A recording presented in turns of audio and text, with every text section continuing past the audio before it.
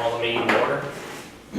Jenkins, Here. Martin, Here. Han, Here. McKinley, Here. Paul.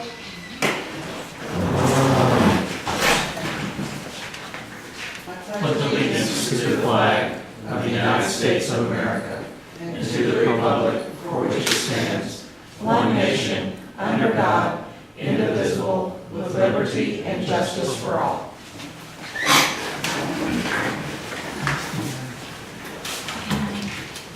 We have no public comments this evening, so we move to section 1, the consent agenda.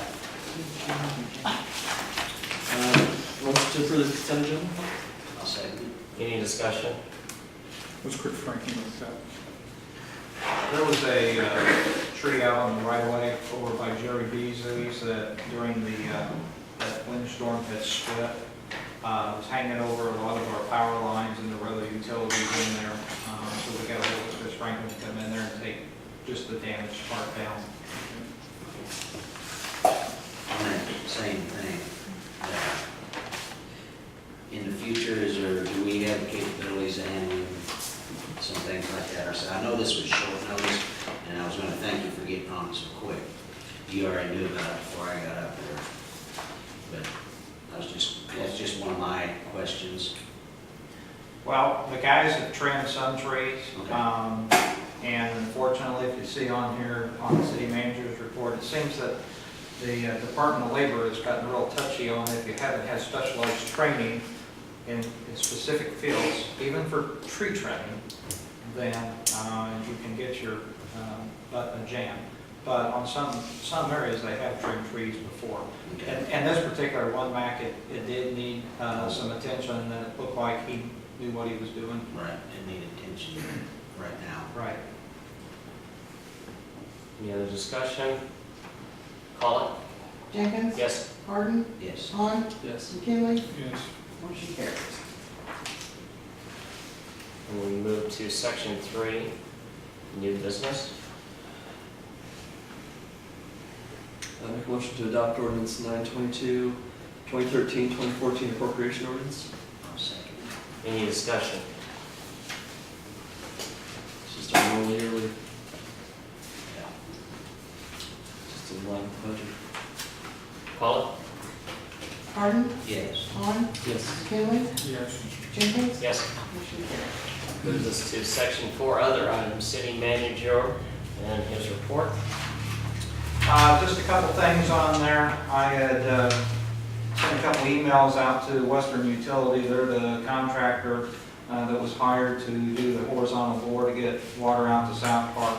We had hoped that while fall season was still going on, we could get the water out there, but that obviously didn't pan out. They've said that the materials have arrived to get that done, and there'll be a joint meet here within the next couple of weeks. They plan on getting that in there. The Green Street project, you can see, is pretty well completed. I got a phone call today. There's a manhole over there that has dropped down a little bit. It's an old Verizon GTE manhole. The engineers are going to look at it. They don't know if the old castings are broken or not, but there is a 10% held out, so in case if there is a problem that comes up. So hopefully we'll find out what's going on with that.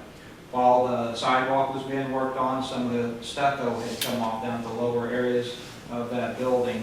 And if you go there and take a look at it, now that the walk's been put back, there's a very minimal area that's going to have to be put back on there.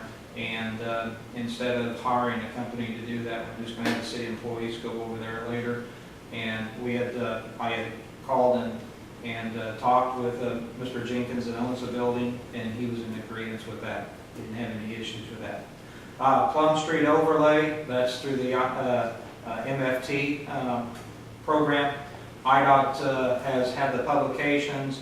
Sandy's put it in our local paper for publication. There's going to be the opening bids will be on the 22nd at 9 a.m. here at City Hall. There'll be one at 9 and one at 9:15. So one is for spray patch, and one is for the asphalt overlay. I did go to the DeWitt County board last week. They had forgot to put me on the agenda, but they let me speak. Regarding the Asbro Road John Street issue, that's been a concern for quite a while. There was an overall consensus that it did need to be corrected, that first they were going to name it John Road, but I told them that that really doesn't take care of the issue. It needs to be John Street clear out to the county line. They've agreed to do that, asked that I recreate another petition. So I drafted a new petition. We've got 100% of the signatures for everyone out there that's inside the city limits.